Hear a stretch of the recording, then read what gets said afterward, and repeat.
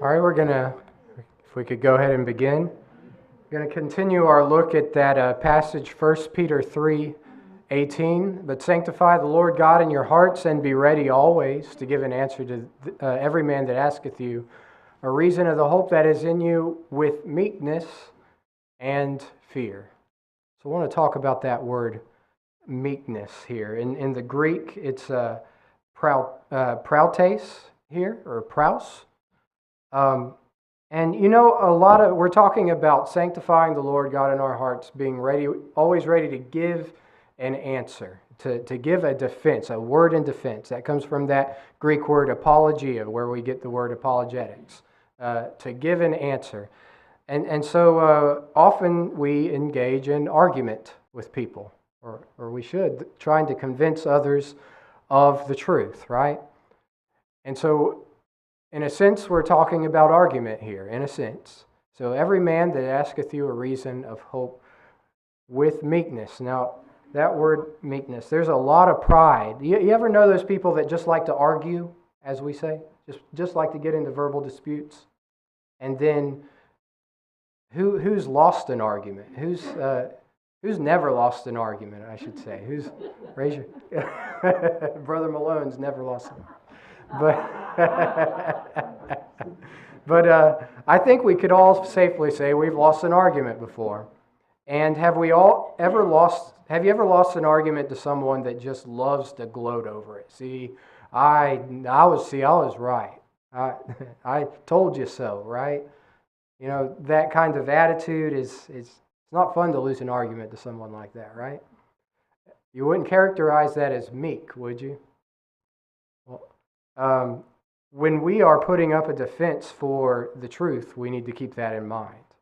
And if we're doing it for the right reason, we're not going to gloat over it. We're going to rejoice that they've come to the truth, right? To a reception of the truth. Now, I found it interesting, and maybe you've heard this before, that word meekness, that in the Greek, praus, I'm probably pronouncing it right, prautes. It's also found in Matthew chapter 11 and verse 29. And in the Beatitudes, he said, the meek shall inherit the earth, right?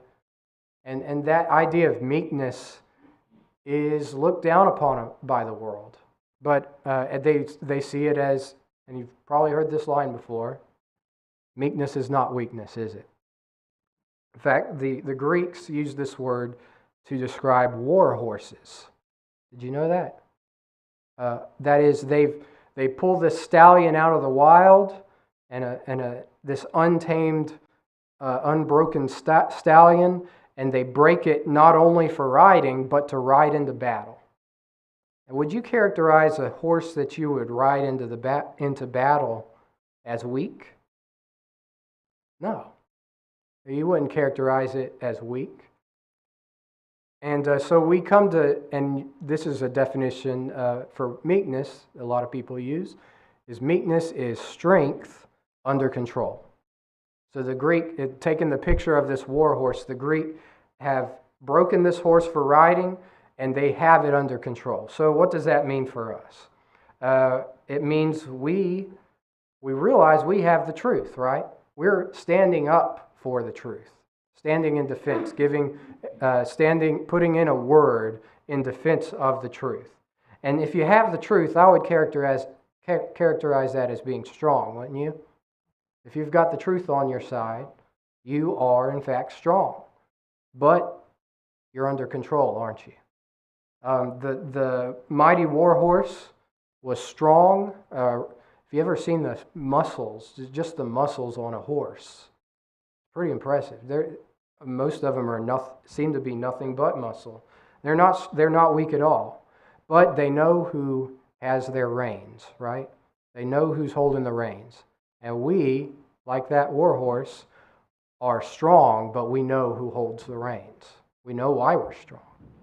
And it's not in and of ourselves. I want to read James chapter 3 real quick, because I think this has a lot to do with it.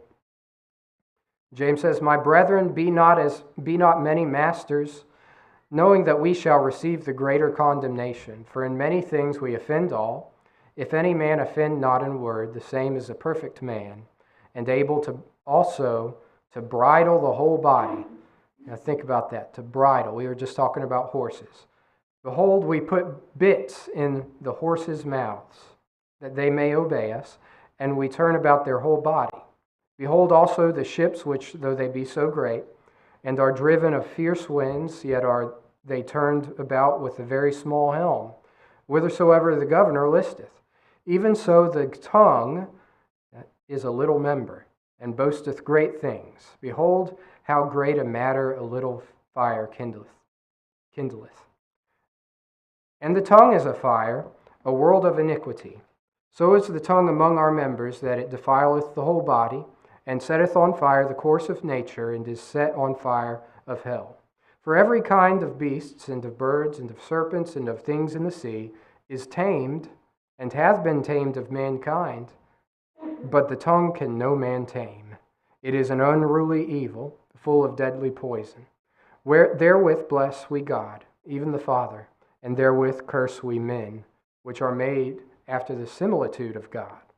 Out of the same mouth proceedeth blessing and cursing. My brethren, these things ought not to be so.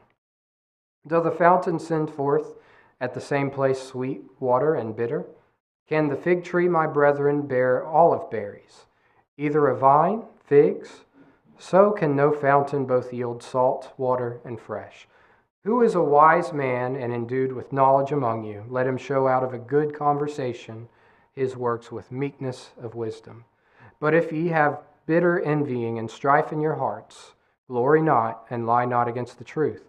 This wisdom descendeth not from above, but is earthly, sensual, devilish. For where envying and strife is, there is confusion and every evil work. But the wisdom that is from above is first pure, then peaceable, then gentle, and easy to be entreated, full of mercy and good fruits, without partiality and without hypocrisy. And the fruit of righteousness is sown in peace of them that make peace. We see meekness is required in taming the untamable tongue that we have. When we need to control ourselves, and we can get impassioned when we discuss the truth with others that are not convinced of it. We need to maintain that attitude of meekness, humility, and you're not going to win anybody to the gospel with the wrong attitude, are you? Out of an attitude of I'm right and you're wrong. We need to have meekness. So I thought that was an important part of that verse, 1 Peter 3:15. I think it's a really good point when you're getting in a conversation with somebody. You know, the idea of, I've always had thoughts on the idea of winning somebody to the gospel, because you don't go into any argument about the gospel with the idea that you're going to win. Right. You know what I mean? You're there to plant a seed. God's the one who wins. Right. And it's their choice whether or not they're going to follow that pathway. And if we go into an argument desiring to win, then it does get frustrating, because we expect them to do something to change immediately on the spot, but it almost never happens. Right. Absolutely. Our emotions can get in the way of presenting others the truth, and does often. Any other comments, questions? Sometimes when you're studying with somebody, they might come out and say, well, what does your church teach about this? I answer them sometimes, I say, it doesn't make any difference what I teach or my church teaches. This is what the Bible teaches on that subject. Mm-hmm. And of course we want to be that, but there are some churches of Christ that are not following God's word. So we should emphasize that this is what the Bible teaches about it. Yes, sir. Absolutely. It's not our truth that we're teaching. It's God's. And with humility, we go forth presenting that truth to others. And with love, by the way. So we're going to continue our look at logic and the Bible, and continuing our lesson on how to refute a proposition. We've talked about how to demonstrate a proposition, that is to logically give an argument for something. And now we're talking about how to take a proposition that is false and to refute it. What do I mean when I say refute? To prove it wrong, logically, right? So how to refute a proposition. And so tonight, I wanted to go through some extra content to the book that we're going through, Brother Warren's Logic in the Bible, and talk about some logical fallacies. And this is not going to be a comprehensive list of fallacies, but what is a fallacy, by the way? What's a logical fallacy? Can anybody explain that?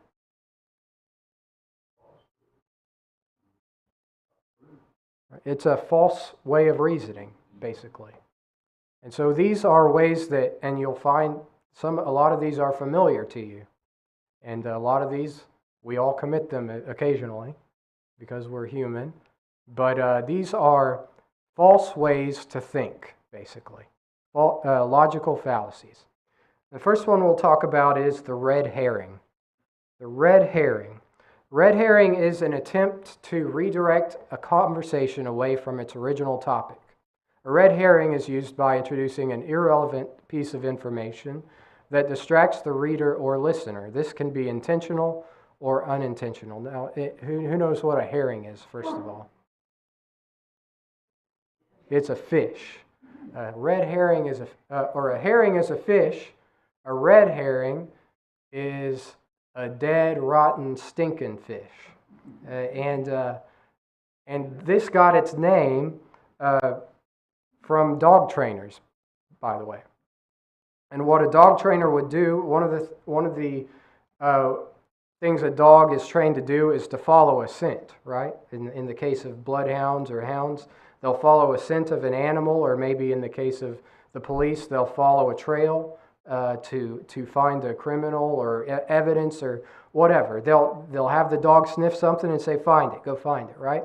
So to help train these dogs in following a scent, they would use these dead, rotten, stinking fish, and they would try to distract the dog.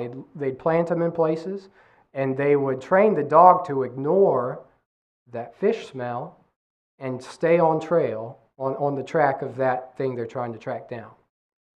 You see how this kind of makes its way into the idea of a fallacy in having an argument with someone? Someone commits a red herring fallacy when they try to redirect your argument by not focusing on what you've the proposition at hand, but throwing something else out there, trying to distract you. Have you ever been in an argument with someone where you're talking about one thing, and then at the end of the argument, somehow you're talking about something completely different? Well, in that case, someone probably introduced a red herring into the argument, unless you actually dealt with that argument and came to a conclusion, which doesn't usually happen, does it? Let's be honest. So a red herring is just someone says, well, we're arguing about A, but I'm going to throw B out there. You deal with that. And so you're not dealing with A anymore. You're now having to deal with B. And political debates, quote-unquote debates that they have, you can watch them on TV. They rarely ever stay on topic, do they? They'll say, oh, you said this, but I say this. And they don't really deal with what you said. And that's the state of debate today. But that's what a red herring is. An example of this we can find in I believe this was Kyle Butt's debate with Dan Barker in 2009. Let's see, I've got my notes here on it. Yep, the Kyle Butt and Dan Barker debate of 2009. Now, this debate was over the existence of God. And this is a quote from Dan Barker. He says, the most obvious one, he's talking about predictors of what religion you follow. He says, the most obvious one is geography. Geography is the greatest single predictor of what religion a person will have. If you were born in Baghdad, you can pretty much predict what religion that person will have. If you were born in Tennessee, you can pretty much predict what kind of person you are going to be with your religion generally. It's the highest predictor. So Dan Barker, in a debate on the existence of God, brings up religions. And what does that quote, let me ask you, does that quote have anything to do with the existence of God? Doesn't prove or disprove, doesn't put a point against the existence of an all-powerful creator. It doesn't do anything for his debate. But he threw it out there in the hopes that Kyle Butt would say, "Oh, wait a minute," and follow that. I don't believe he followed that fish in that debate. But you see what a red herring is. Bringing up a topic that does not have anything to do with it. And we can do this ourselves and not realize it, because we kind of a lot of times don't compartmentalize on issues, right? And things we sometimes behave more like pancakes than we do waffles, where different topics bleed over into other topics. We don't stay on the same topic, and that's usually when emotion gets involved. So we can, without meaning to, introduce a red herring into an argument. Everybody understand what a red herring is?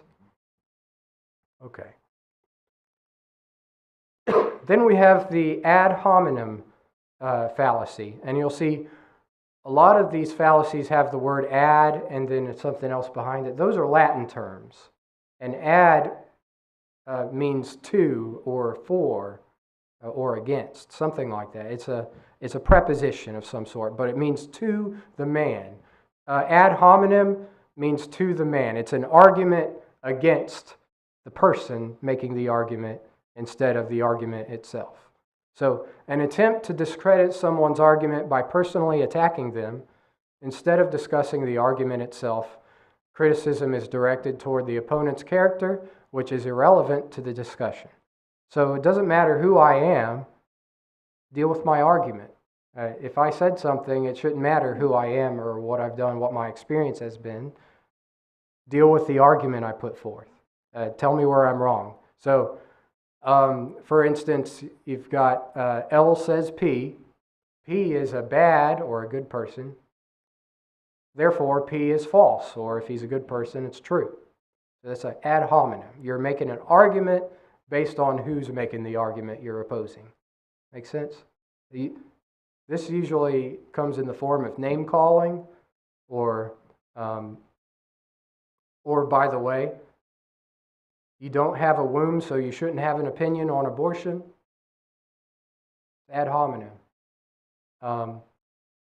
It's attacking who's making the argument and not the argument itself.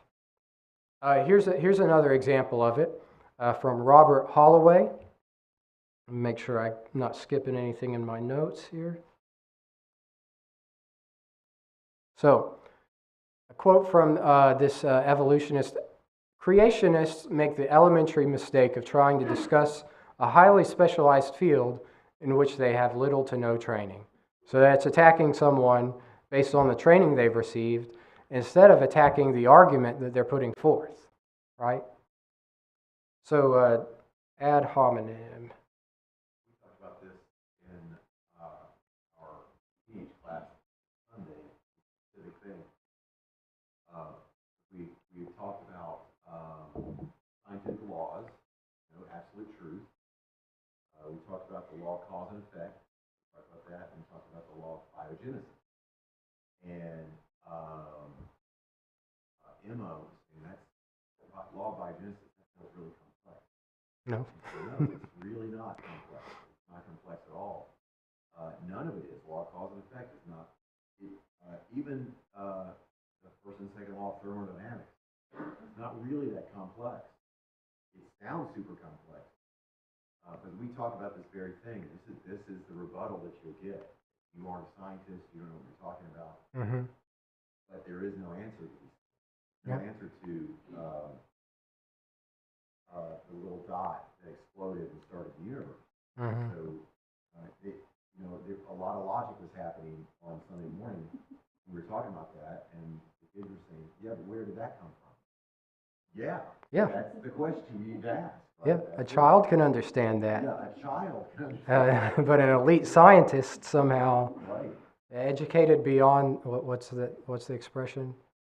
Educated beyond their I can't remember it now. Some of you know it, you've heard it, but yeah, educated beyond reasoning or common sense.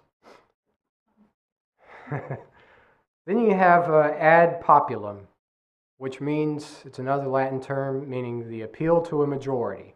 So everyone says this is true. The majority believes P, therefore P is true. The majority believe this is good, therefore it's good. This is a logical fallacy. It refers to a claim that something is true simply because that's what a large number of people believe. In other words, if many people believe something to be true, then it must be true. So you could bring up a lot of parts of world history to prove that this fallacy is false, right? Nazi Germany, most of them believed they were doing what was right? Well, It's happening right now with Hamas. yeah, it's happening right now with Hamas. You had a vast majority in this nation that believed slavery was okay at some point. So does the majority rule on morality? No. It's a fallacy. So just because everybody believes it doesn't mean it's true. And I thought about this. I saw this cartoon in 2020 when we had some things happening. And this cartoon came up. You see this little guy standing before this huge crowd of people, and he's saying, "Yes, you're all wrong." The courage to be that person, right? To stand up and say, "Yeah, most people say this, but it ain't true," right? It's ad populum. And this sort of has some of the same flavor of the last one we talked about, which was ad hominem. But this other atheist here, or evolutionist, I can't remember which one, Mark Isaac, says there are dozens of scientists, probably more, all with far greater professional qualifications than creationists. So that implies there are some scientists that don't, right? Or there are some scientists that don't agree with these scientists. So he's placing an importance on the majority opinion here. So it's a false, or that's a logical fallacy, ad populum, to appeal to the majority. Then you have, and by the way, most people don't believe the truth either. The Bible, what was Christ said that broad is the way, and narrow that leads to destruction, right? Narrow is the gate that leads to salvation. So we don't want to be part of the majority. We don't want the majority opinion. You have a lot of opinion these days too in the denominational world that if a denominational congregation has 1,000 members, then they must be doing something right. Mm-hmm. So they must be right. If the congregation has very few members, then they must be doing something wrong. It's really flawed logic. Yep. It's ad populum. Yes, ma'am. I did a training yesterday. I did a training, and I literally talked about all these terms just for them, but I didn't put the definition of them. I just talked about a lot topics that are literally every day. I try to teach my pro-life groups these terms without actually using these Mm-hmm. terms. But this information is so valuable.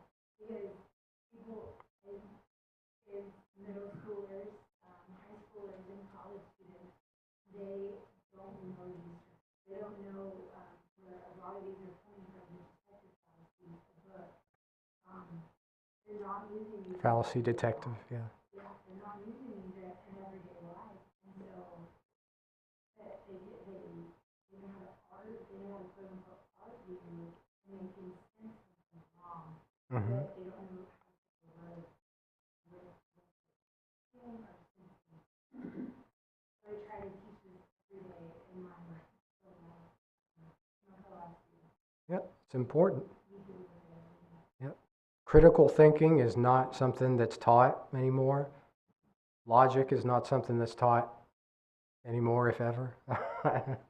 But we've got ad populum. Then you have ad verecundium, which I won't repeat again. It's up there though, if you for reference. Ad verecundium, an appeal to authority. And what this does, it refers to the use of an expert's opinion to back up an argument. Instead of justifying one's claim, a person cites an authority figure. So, and it could be an expert, it could be mom and dad, grandma, grandpa, it could be, so-and-so says this, so it's true. It's not, it's not logical. It's not a logical argument to say that. Looks like I missed something here. Yep, so I had something for that, but, it's very similar to this. We could use that same one. There are dozens of scientists, probably more, with all with far greater professional qualifications. So this idea of qualifying someone based on how long they've gone to school and whatnot, you can learn, even today, you can learn anything you want to learn for free on the internet. But to qualify someone's argument as being false because of what training they've had, deal with the argument. Provide your evidence. Deal with the argument. Don't appeal to authority.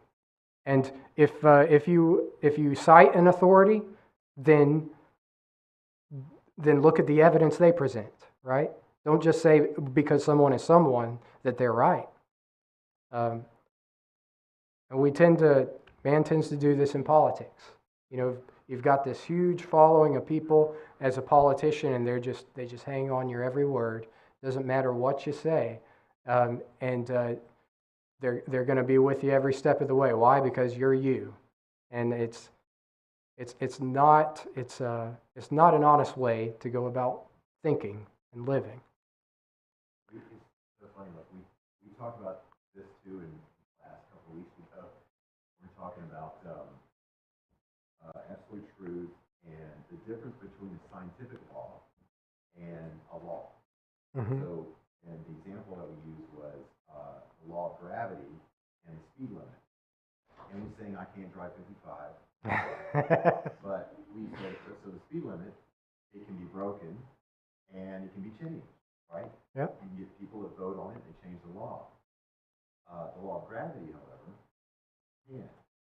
So the example we used then was, okay, but we have 1 million scientists, best educated people in the world, all get together and they vote. Mm-hmm. And they decide to vote out the law of gravity. And then they choose you to be the first one to test it and jump off the building. Will you jump off the building? Yeah. And all the kids are like, no. That's Well, why right. not? The law's been changed by experts. Yeah. And it could have been a majority of the experts. You could be committing ad verecundium as well as an ad populum. Exactly. Yeah. Then you have a straw man argument. A straw man argument is the distortion of someone else's argument to make it easier to attack or refute. Instead of addressing the actual argument of the opponent, one may present a somewhat similar but not equal argument. By placing it in the opponent's mouth and then attacking that version of the argument, one is essentially refuting an argument that is different from the one under discussion. So let me ask you this. In one room, if you go into this room, there's going to be a guy running at top speed from the end of the room holding a sword, and he wants blood. You've got that room, and then you've got this other room, and you have to get rid of this guy, let's just say. And then this other room, you've got a scarecrow just sitting there in the corner, and you have to destroy him. Which room would you pick? You'd pick the scarecrow, right? Well, this is essentially what one does with a logical argument. They don't want to deal with the guy running at them with a sword. They want to deal with something that they don't want to deal with an argument with teeth, So they'll invent this other argument, make it sound like the argument with teeth, just like a straw man. He's kind of in a scarecrow, kind of looks like a man, but he's not a man. So they say, oh, this is what you're arguing, and they'll argue against that instead of what you've argued. Make sense? Hope I have an example. Yep, I got some examples here. So these stones were introduced, let's just read it, the Ica stones. You've all heard of these different artifacts that men have made, and for decades, scientists have said that men were not did not walk the earth with the dinosaurs, right? Weren't around with the dinosaurs. And that they've been maintaining that for decades. And then they come across these finds one of these finds was the Ica stones, which is man, very ancient man, in fact, before the first dinosaur bone was even dug up, ancient man depicting dinosaur bones, or not dinosaur bones, actual dinosaurs in their art. There's a temple in South America that has a stegosaurus, unmistakably a stegosaurus. And these people existed thousands of years ago before archaeology was digging up dinosaur bones. So they found these stones, and some of them, it turns out, are fakes. But not all of them are fakes. So this section of this article that was from a Reason and Revelation in 2008 called the Ica stones, skeptics are saying this, some stones are fakes. It is true that some of the Ica stones are fakes. Does this fact, however, force an honest investigator of the stones to reject the entire collection?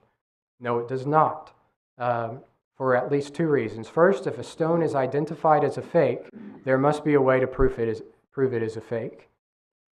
And it must have fresh cut lines, no signs of patina, no carved in for, skipped a part of it. The second segment of that says, a classic rhetorical attack is to build a straw man that does not accurately represent the complete argument, tear it down, and then claim victory. So the creationists say, okay, this is our evidence. We've got all these stones with ancient man's art on it, and they have depicted unmistakable dinosaurs on them. And then the skeptic says, oh, well, what about this one?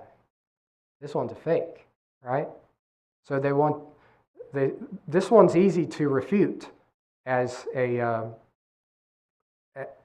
this one's easy to say, okay, these stones are not what you say they are, because this stone is obviously a fake. But with every counterfeit, there's what? There's something to compare it to. There's an original, right? So they've created this other argument. They want you to fall. They're attacking this argument. They're not attacking these stones. That stone, not these stones. And you can reformulate someone's argument, make them say what they're not saying. Like, say, for instance, you wanted to argue about sending money to this country to fight this country. And so say your position is don't send them money. And someone else says, well, you must be with that evil guy that's attacking this country. You must think it's okay for this country to win. Well, that's providing a straw man. They're not dealing with an argument over here about funding. They're dealing with whether or not you should support this nation or not, or whether or not you are in fact supporting it. It's a straw man argument. Everybody understand? All right, then you have the slippery slope fallacy. Slippery slope fallacy, I've had difficulty with, but I think I've got it now. Because there are slippery slopes.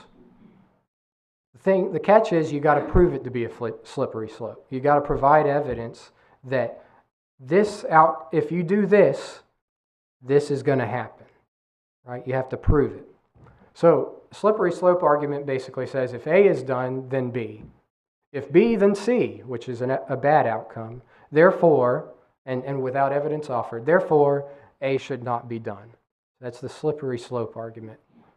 I covered up the definition, but everybody understand what that is? So if you want to argue, and I've had difficulty with this one because there are things that lead to other things, like taking a drink can lead to more drinks, right? That's a good argument to make.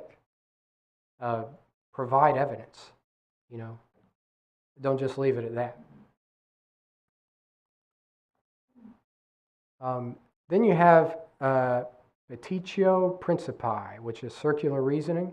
I thought we were going to get to some exercises today, but so it might be another class. But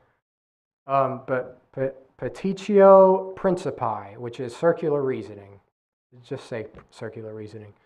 An argument that assumes the very thing it is trying to prove is true. Instead of offering evidence, it simply repeats the conclusion, rendering the argument logically incoherent. So you say P is true, Q is true, R is true, therefore P is true. Circular reasoning. Using one of your premises in the conclusion, basically. So, or P is true, therefore it is not the case that P is not true. So, why do you believe this? Well, because I believe that. It's a circular argument. Ad ignorantium, which is an appeal to ignorance.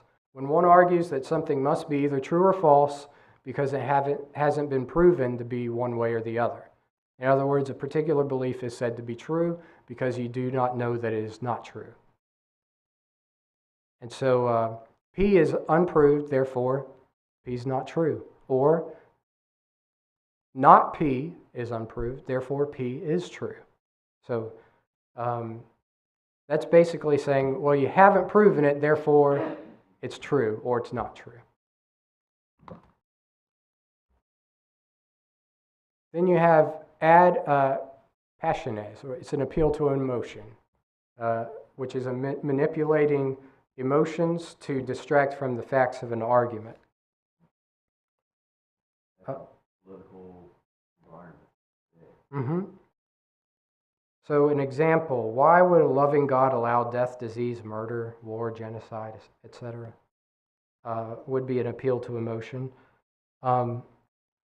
There's another debate with Kyle Butt with Bart Ehrman in 2014, and the proposition was the pain and suffering in the world indicate that the Christian God does not exist. And in that debate, it was all appeal to emotion. It's like bad things are happening, therefore God doesn't exist. And he never once provided a logical argument throughout the debate. Of course, we've dealt with that here. The book of Job deals with that. And we understand that a loving God would not create us without free will, would he? And if you have free will, you have the choice to do good or evil. And since man has free will, sometimes he chooses evil. He chooses evil, man suffers.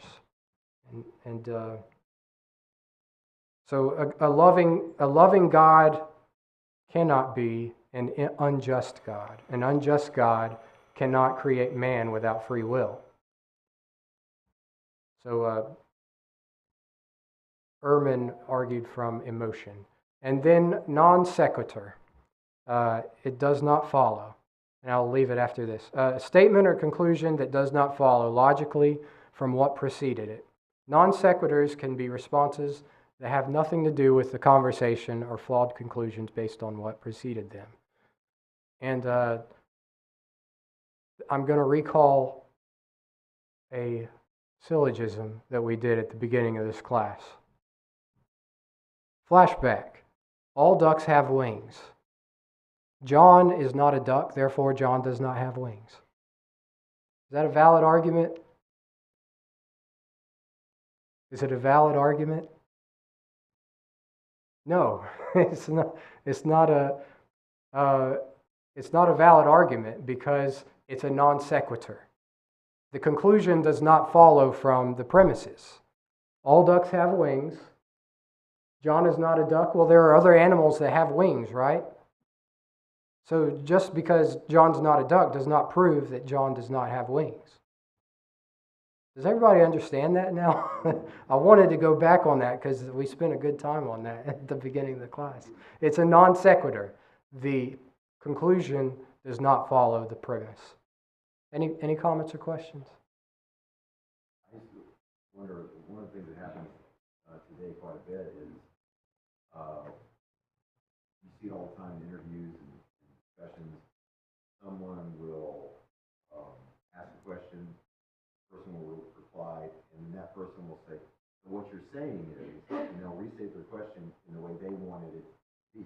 Mm-hmm. So basically, they reframe his answer in what they wanted to hear. Right. You know? Yeah. Straw man. Yeah, strong. There you go. And you have to stop and say, that's not what I said. Yeah. That's a common one. One more thing, because I just have one little paragraph. I'm sorry, but I think this is important. In Matthew chapter 22, we have an argument between Jesus, or an argument that Jesus provides. These Pharisees here. But starting in verse 23, Sadducees. The same day came to him the Sadducees, which say that there is no resurrection, and asked him, saying, Master, Moses said, if a man die having no children, his brother shall bury his wife, and raise up seed unto his brother. Now there were with us 7 brethren, and the first, when he had married a wife, deceased, and having no issue, left his wife unto his brother. Likewise the second also, and the third unto the 7th. And last of all, the woman died also. Therefore, in the resurrection, whose wife shall she be of the 7? For they all had her. So these Sadducees, who do not believe in the resurrection, do not believe that man is resurrected after death, and so they're providing this argument here of this woman who had several husbands in life, dies, she's in heaven. How many husbands does she have in heaven? Because you said we could only have one, right? That's basically the argument. And verse 29 and following. Jesus answered and said unto them, Ye do err, not knowing the Scriptures, nor the power of God. For in the resurrection they neither marry, nor are given in marriage, but are as the angels of God in heaven. But as touching the resurrection of the dead, have ye not read that which was spoken unto you by God, saying, I am the God of Abraham, and the God of Isaac, and the God of Jacob. God is not the God of the dead, but of the living. So we went through that argument. Very logical response from Christ, right? He used logic. Didn't use emotion. Didn't use an argument that did not have well-founded evidence. He used logic. In verse 33, and when the multitude heard this, they were astonished at his doctrine. You see what logic can do when discussing the Bible, when discussing the truth with others? When refuting something the right way, as Christ did, you'll leave people astonished. That's a good reason for this study and to spend time with it. Appreciate everybody's attention and time. Thanks.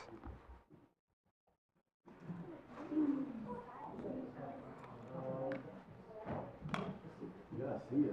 I guess you guys are trying to figure this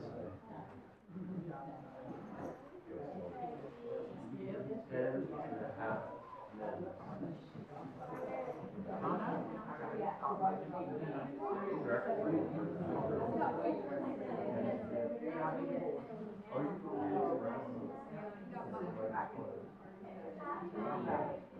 Just for where we're doing.